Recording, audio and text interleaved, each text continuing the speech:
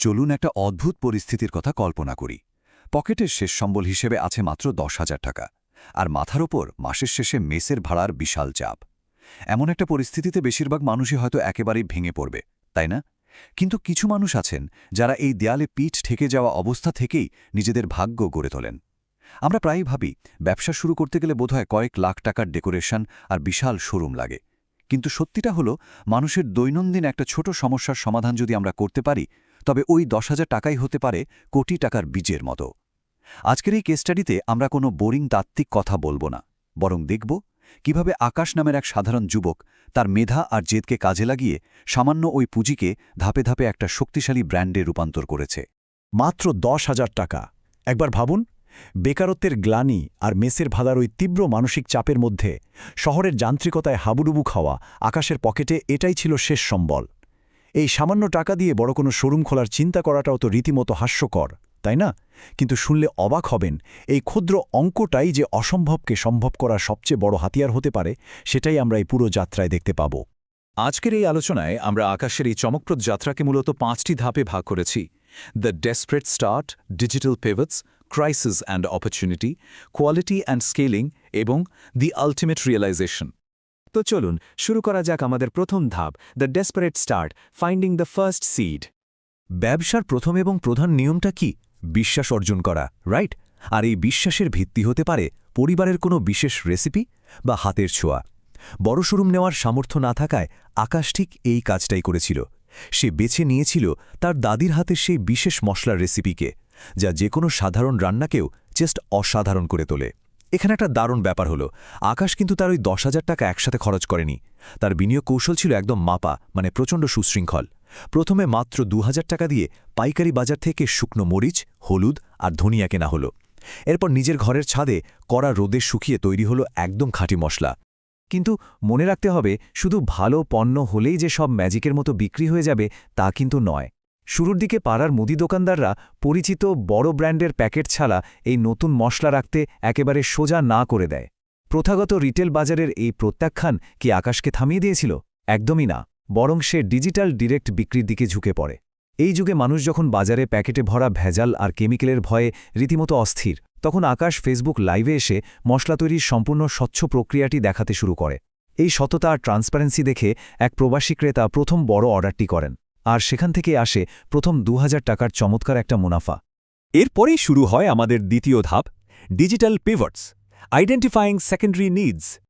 আচ্ছা, ব্যবসা মানেই কি সারা জীবন কেবল একটা পণ্যেই আটকে থাকা? একদমই নয়, বরং একজন সফল উদ্যোক্তা সবসময় চারপাশের মানুষের আনমেট নিডসগুলো বা চাহিদাগুলো খেয়াল করেন। যেমন ধরুন, শহরের ব্যাচেলর বা কর্মজীবী মানুষেরা রাতে ফেরার পথে স্বাস্থ্যকর কিছু খুঁজে পায় না।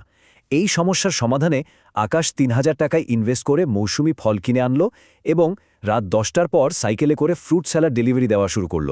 এরপর সে নোটিস করল আমাদের আশেপাশে কত শত ইলেকট্রনিক গ্যাজেট সামান্য নষ্ট হয়ে পড়ে আছে, যা মানুষ ফেলেই দেয়। তখন একটু কারিগরি জ্ঞান থাকা পরিচিত আসিফকে সাথে নিয়ে আকাশ আরও 3,000 টাকা বিনিয়োগ করে বেসিক রিপেয়ারিং টুলস কিনল। ওই ফেলে দেওয়া জিনিসগুলোকে রিফারবিশ করে ভালো লাভে বিক্রি করা শুরু হলো, কারণ মধ্যবিত্ত তো সবসময়ই কম দামে ভালো জিনিসের খোঁজে থাকে। এবার আসি তৃতীয় ধাপে, crisis and opportunity, the rain pivot. উদ্যোক্তা জীবনের সবচেয়ে বড় শিক্ষা হল প্রতিকূলতাকে সুযোগে রূপান্তর করা। হঠাৎ এক ঝুম বৃষ্টিতে যখন ফলের ব্যবসা পুরোপুরি থমকে গেল আর ফলগুলো পচে যাবার উপক্রম হল, তখন ঘরে বসে হাহুতাশ করলে কি হতো? কিছুই না। আকাশ দ্রুত তার বাকি জমানো টাকা দিয়ে পাইকারি দরে রেইনকোট আর ছাতা কিনে আনল। বৃষ্টির দুপুরে ঘরবন্দি মানুষের জন্য সোশ্যাল মিডিয়ায় চালু করে দিল emergency rain gear delivery service.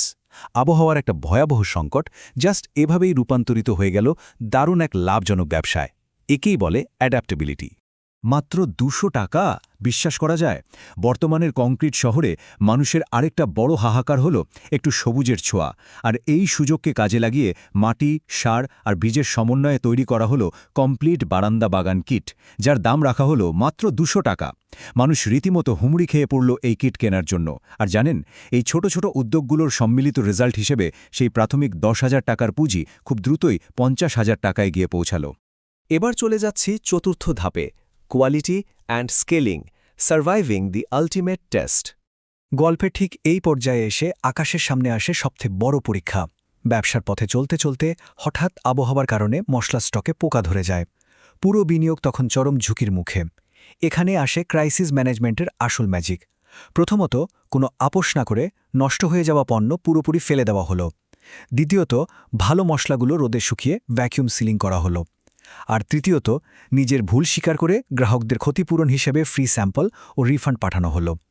পণ্যের সুরক্ষার প্রতি এই দায়বদ্ধতা আর সততা মানুষের মনে এমন একটা আস্থার জায়গা তৈরি করে দিল, যা কয়েক লাখ টাকার বিজ্ঞাপন দিয়েও কেনা সম্ভব নয়। আর এই শক্ত আস্থা থেকেই শুরু হলো ব্যবসার আসল সম্প্রসারণ। কর্মজীবী মানুষদের সময়ের অভাবের কথা মাথায় রেখে লঞ্চ করা হলো রেডি টু কুক সবজির প্যাকেট। আকাশ বুঝতে পেরেছিল একা একা বড় হওয়া যায় না। কাজের পরিধি বাড়ায় পাড়ার 2 বেকার যুবককে নিয়োগ দেওয়া হলো। সাইকেল পরিবর্তন করে কেনা হলো ডেলিভারি ভ্যান। ব্র্যান্ডের সুন্দর একটা নাম দেওয়া হলো আকাশের স্বাদ, এবং এক সময়ের সেই হোমমেড মশলা সগৌরবে জায়গা করে নিল শহরের বড় বড় সুপার শপগুলোর তাকে। সত্যি ভাবলেই গায়ে কাটা দেয়। তবে ব্যবসা বড় হওয়ার সাথে সাথে বড় প্রতিযোগীরা তো আর বসে থাকবে না, তাই না? তারা বাজার নষ্ট করার চেষ্টা করবেই। বড় কোম্পানিগুলো যখন সস্তায় ভেজাল পণ্য বাজারে ছাড়তে শুরু করল, তখন আকাশ কিন্তু দাম কমানোর ওই নোংরা যুদ্ধে নামেনি। তার স্ট্র্যাটেজি ছিল 100% ল্যাব টেস্টেড বিশুদ্ধতা প্রমাণ করা। গ্রাহকদের কাছে এই ল্যাব টেস্টের ফলাফলই ছিল খাঁটি পণ্যের সবচেয়ে বড় প্রমাণ। আর এই বিশুদ্ধতার জোরেই আকাশই কঠিন প্রাইস ওয়ার বা প্রতিযোগিতায় টিকে থাকে। এবার আমাদের পঞ্চম এবং শেষ পর্ব, the ultimate realization, from solo seller to mentor. ব্র্যান্ডটি যখন বড় হতে শুরু করল, তখন তারা পরিবেশ নিয়েও ভাবতে শুরু করল। প্লাস্টিকের বদলে ইকো ফ্রেন্ডলি পাটের ব্যাগ আর মাটির পাত্রের ব্যবহার শুরু হলো, যা ভোক্তাদের ভীষণ আকর্ষণ করল। এই পুরো প্রক্রিয়াটি ধাপে ধাপে কিভাবে এগিয়েছে, টাইমলাইনটা দেখলে জাস্ট অবাক হতে হয়। প্রথম মাসে মশলা, দ্বিতীয় মাসে ফলের স্যালাদ, তৃতীয় মাসে এমার্জেন্সি রেইন গিয়ার, চতুর্থ মাসে ইলেকট্রনিক্স মেরামত এবং পঞ্চম মাসে এসে বারান্দা বাগান কিট ও সবজি। ক্ষুদ্র ক্ষুদ্র এই মাইক্রো বিজনেসগুলো একে অপরের সাথে যুক্ত হয়ে একটা বিশাল ইকোসিস্টেম তৈরি করল, যা একটা সময় কয়েক লাখ টাকা টার্নওভারে গিয়ে দাঁড়ালো। মধ্যবিত্তের সীমাবদ্ধতাই তাদের সবচেয়ে বড় শক্তি। আকাশের ডায়েরিতে লেখা এই কথাটি সত্যিই কত গভীর একবার ভাবুন। শুরুতে বিশাল মূলধন না থাকাটা আসলে কোনো বাধাই নয়, বরং টাকার ওই অভাবটাই মানুষকে নতুন করে ভাবতে বাধ্য করে, অল্প খরচে সমস্যার সমাধান বের করতে শেখায় এবং পরিস্থিতির সাথে মানিয়ে নিতে সাহায্য করে। 10,000 টাকা দিয়ে শুরু করা সেই ছোট্ট যাত্রাটি যখন বড় বড় সুপার শপের তাকে জায়গা করে নেয়, তখন এই হার না মানা মানসিকতা আর মানুষের প্রয়োজন বুঝতে পারা দক্ষতাই হয়ে ওঠে আসল হিরো। আর এই অভিজ্ঞতাগুলোই পরবর্তীতে আকাশকে অন্যান্য নতুন উদ্যোক্তাদের জন্য একজন মেন্টর হিসেবে গড়ে তোলে। আমরা আমাদের এই কেস স্টাডির একেবারে শেষ প্রান্তে চলে এসেছি। যাওয়ার আগে চলুন একটা বিষয় নিয়ে একটু ভাবি। আমাদের চারপাশের দৈনন্দিন জীবনের এমন কোনো ছোট সমস্যাটি রয়েছে যার সমাধান হতে পারে পরবর্তী দারুণ কোনো ব্যবসার আইডিয়া? একটু খেয়াল করলেই হয়তো দেখবেন আমাদের আশেপাশেই লুকিয়ে আছে সেই কোটি টাকার বীজ। আজই হয়তো সেই আইডিয়া নিয়ে কাজ শুরু করার পরিকল্পনা করতে পারেন। ভালো থাকবেন, আর হ্যাঁ, চারপাশের সুযোগগুলোর দিকে সবসময় চোখ খোলা রাখবেন।